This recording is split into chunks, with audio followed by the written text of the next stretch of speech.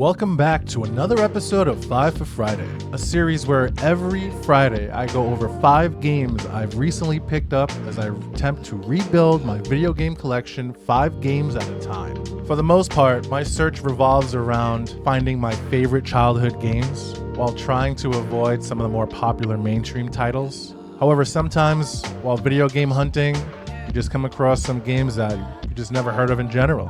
And I also included those types of games in these videos. So if you love unpopular, underrated games that I find fantastic, which have somehow managed to avoid the mainstream spotlight, then you're definitely in the right place. If you're new here and you're into these types of videos, then definitely consider subscribing so you don't miss an episode. For my return viewers, thank you. And please let me know in the comments which games you recently picked up. First game up for today's 5 for Friday is a game I randomly bumped into by accident. I was on the hunt for another game, and somehow this one popped up on my radar. It's Pillars of Eternity 2, Deadfire on the Xbox One. The game I actually never even heard of before, but I found it to be quite extensive. The character customization, the deep storyline. I mean, I'm kind of upset I never played the first one. Let's just check out, see what comes inside of it. Inside of it, straight up, just a disc. I guess what you expect these days. Made a nice story. You fixing up that old keep? Lifting the curse? Must have told it 100 times. But something got to gnawing at me. Thinking the spirits there weren't really at rest. That maybe the gods weren't finished with us.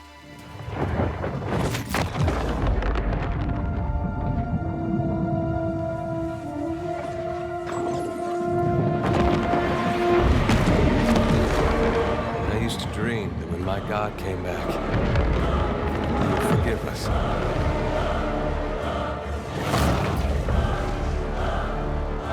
Last the trouble with dreams. Sooner or later, we all have to wake up.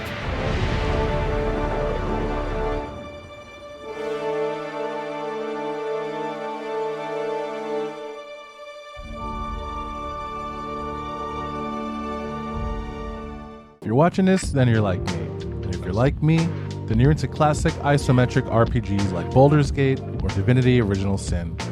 This game, Pillars of Eternity 2, Deadfire on Xbox One, is right in that lane, but with pirate ships and a whole bunch of attitude.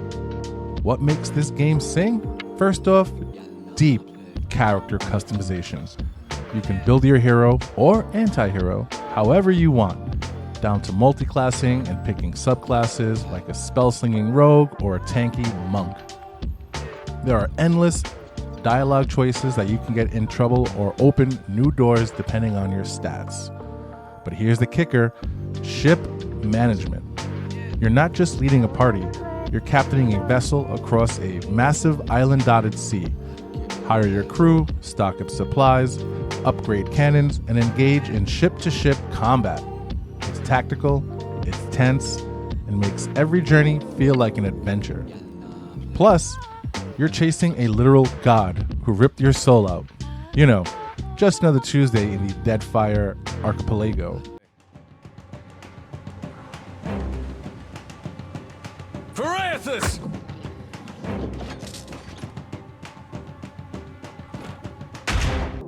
Next up, similar line as the last game, where I was looking for something else and I came across this game.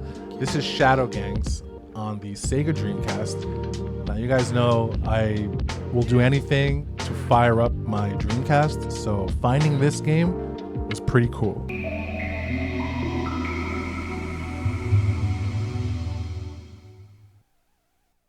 Shadow Gangs. Next up, we've got Shadow Gangs. And yeah, this one's giving my Dreamcast even more love. And you guys know, Dreamcast is definitely my top 3 consoles of all time. I mean, that intro always brings me back. This game is a modern indie throwback that feels like it snuck out of a 1990s arcade cabinet.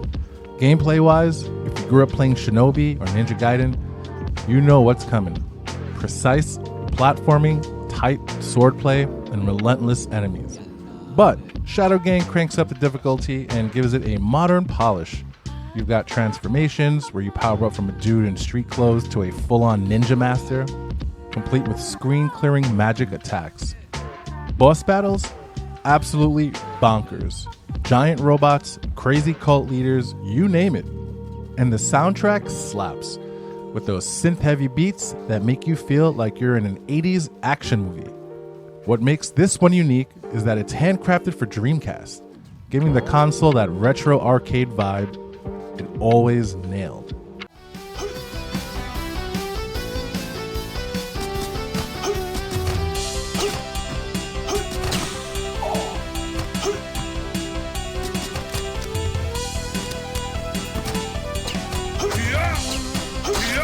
Here's a game that I saw at a local thrift store near my home here. And when I saw the price for it, I had to do a double take. I even had to do more of a double take when I brought it to the register and the guy behind the cashier was like, give me a second. He walks in the back. I thought for sure he was going to raise the price up on me, but he didn't. I picked up Alice Madness Returns on the Xbox 360 for $4. And yeah, it came complete.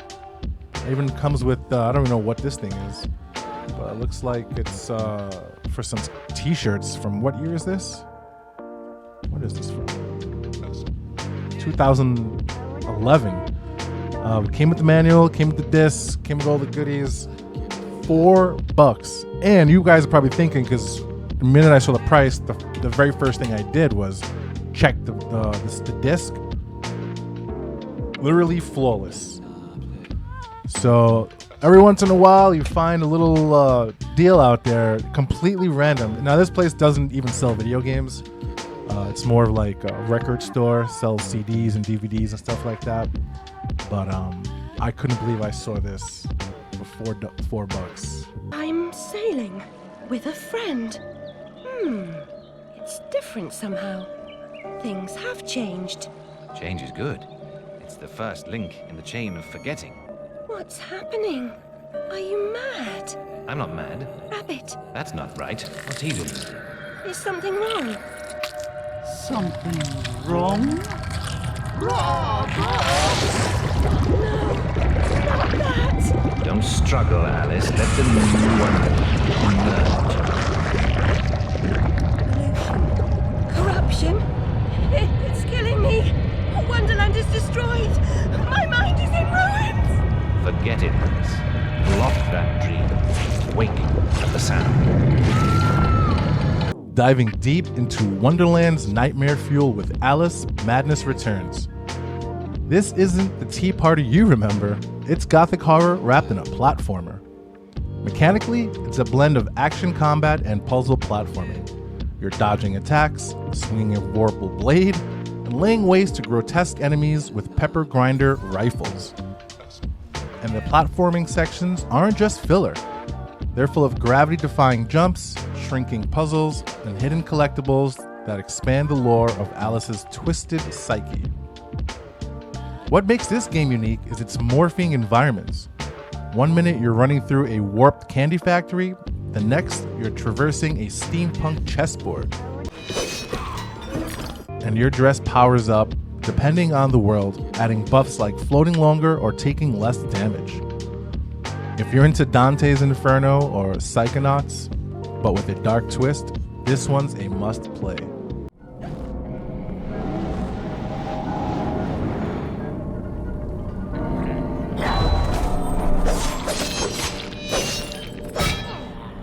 Alright, we're about halfway through. We're going to get into the next two, which I believe are two of my favorite pickups this week, the heavy hitters. And if you've made it this far, thank you. Please consider liking this video, leaving me a comment. I would really appreciate it. And if you really love the video, definitely consider subscribing. I was considering making this my overall pick this week for 5 for Friday, but this one is number 4, and that is none other than Skies of Arcadia on the Sega Dreamcast. I saw this for a crazy deal sub $100. It's complete, both discs, no scratches. I mean, unreal. And I forgot how fantastic this game is. Another game I'm extremely happy to have back in the collection. This time, I will not be selling this.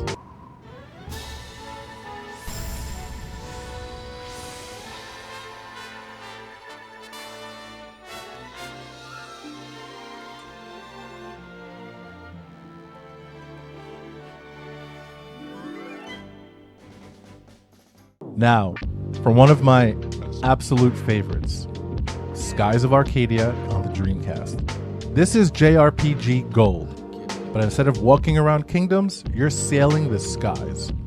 Unique mechanics? Let's talk about those airship battles again, because they're not just for show.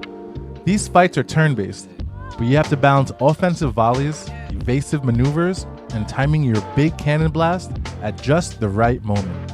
It's chess with sky cannons. The discovery system is absolute brilliant. Flying around, fighting hidden ruins or strange creatures, logging them, and trading that info for fame and fortune. It's like a built-in explorer's log, and every time you stumble on something new, it feels like a win. And then there's the crew system. As you progress, you recruit new members for your ship, each offering buffs in battle or helping you explore. It makes you feel like you're building a real pirate family. This game's optimism, combined with epic skies and tactical ship fights, makes it a Dreamcast legend. Cutlass Fury! The fifth game is Blue Dragon. Let me just give you a brief introduction on who is behind the scenes here and making this game. This is one of those games where it's the perfect storm of things to happen to make this instantly, for me, one of my top 10 favorite RPGs. It's got Hironobu Sakaguchi, who's basically the father of Final Fantasy. It's got Nobuo Uematsu, who composes all the music for all Final Fantasies. And it has Akira Toriyama, who designed all the Dragon Quest games, all Dragon Ball, the artist for those games. Comes complete with the manual, all 3 discs, and for some reason, somehow, none of them are scratched, which I cannot believe.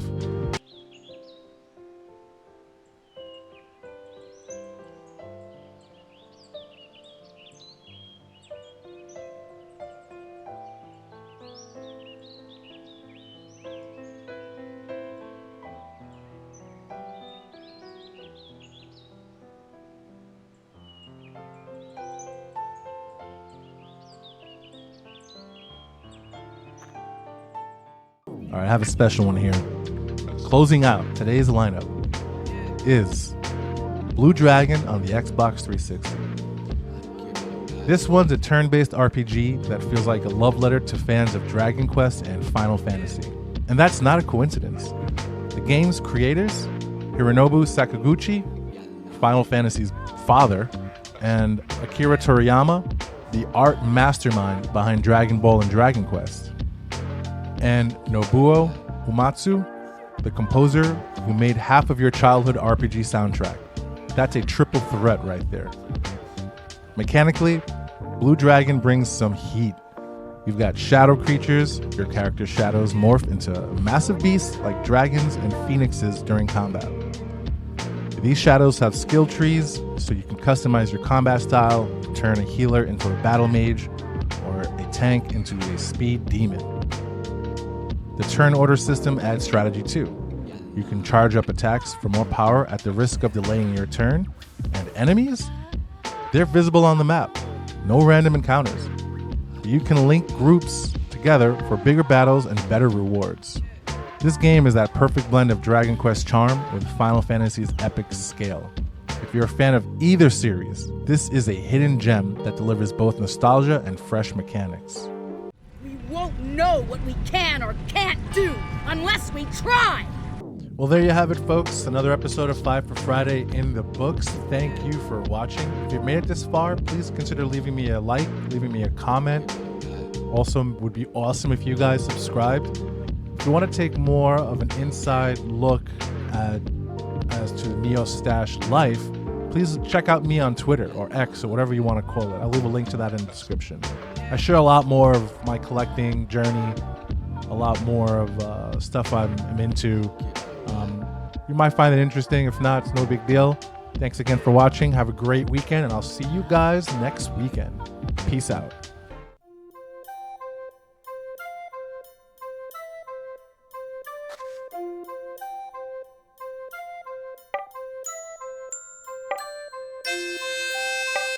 Fine.